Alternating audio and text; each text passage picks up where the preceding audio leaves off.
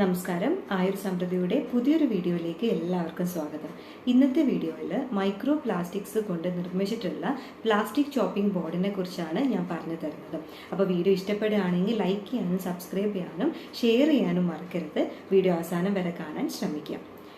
ഇത്തരത്തിലുള്ള plastic chopping board നിർമ്മിച്ചിട്ടുള്ളത് microplastics കൊണ്ടാണ്. അതായത് പോളി എത്തിലിൻ, പോളിപ്രൊപ്പലിൻ പോലുള്ള ഘടകങ്ങളാണ് ഇതിൽ അടങ്ങിയിട്ടുള്ളത്. അപ്പോൾ ഓരോ തവണ നമ്മൾ ഈ ചോപ്പിംഗ് ബോർഡ് കട്ട് ചെയ്യുന്ന സമയത്ത് നമ്മൾ കട്ട് ചെയ്ത വെജിറ്റബിൾസിലാണെങ്കിലും ഫ്രൂട്ട്സിലാണെങ്കിലും ഈ ഇൻവിസിബിൾ ആയിട്ടുള്ള സംഭവങ്ങൾ മിക്സ് ചെയ്യാനും നമ്മുടെ ശരീരത്തിലേക്ക് എത്തുന്നതെന്ന് നിങ്ങൾ മനസ്സിലാക്കാം. അതുകൊണ്ട് തന്നെ പലതരത്തിലുള്ള കോംപ്ലിക്കേഷൻസിലേക്കാണ് അത് ലീഡ് ചെയ്യുന്നത്.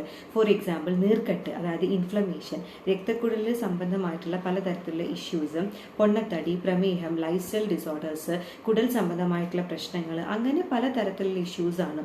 അപ്പോൾ ഇന്ന് തൊട്ട് നിങ്ങൾ ഇത് യൂസ് ചെയ്യുന്നവരാണെങ്കിൽ ഇതൊന്ന് സ്റ്റോപ്പ് ചെയ്യുക. അതിന് പകരം wooden type of chopping board use ചെയ്യുന്നതാണ് ഏറ്റവും നല്ലത്. പ്ലാസ്റ്റിക് ചോപ്പിംഗ് ബോർഡ് മാത്രമല്ല, പ്ലാസ്റ്റിക് കണ്ടെയ്നറിലും പ്ലാസ്റ്റിക് ബോട്ടിലൊക്കെ നിങ്ങൾ വെള്ളവും അതുപോലെ ഫുഡൊക്കെ കൊണ്ടുപോകുന്ന ആൾക്കാരാണെങ്കിൽ അതും നിങ്ങളൊന്ന് സ്റ്റോപ്പ് ചെയ്യുക. കാരണം ചൂടോട് കൂടിയിട്ടുള്ള ഭക്ഷണങ്ങളും പാനീയങ്ങളും ഇങ്ങനെയുള്ള പ്ലാസ്റ്റിക് കണ്ടെയ്നറിലും പ്ലാസ്റ്റിക് ബോട്ടിലും ഒഴിക്കുന്ന സമയത്ത് ഊഹിക്കാവുന്നതിലുള്ളൂ, പ്രത്യേകിച്ച് പറയേണ്ട ആവശ്യമില്ലല്ലോ. അപ്പോൾ ഇന്ന് തൊട്ട് നിങ്ങൾ പ്ലാസ്റ്റിക് ചോപ്പിംഗ് ബോർഡ് യൂസ് ചെയ്യുന്നവരാണെങ്കിൽ ദയവ് ചെയ്തത് സ്റ്റോപ്പ് ചെയ്യുക. അതിന് പകരം ഒരു വുഡൻ ചോപ്പിംഗ് ബോർഡ് യൂസ് ചെയ്യുക.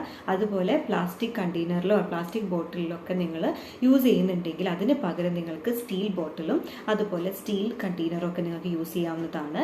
അപ്പോൾ എല്ലാവരും ഇത് മനസ്സിലാക്കേണ്ടതാണ്. ഇത് ഉപകാരപ്രദമാണ് തോന്നിയിട്ടുണ്ടെങ്കിൽ മറ്റുള്ളവരിലേക്ക് ഷെയർ ചെയ്തോളൂ. അപ്പോൾ അടുത്തൊരു ദിവസം കാണുന്നത് വരെ നന്ദി, നമസ്കാരം.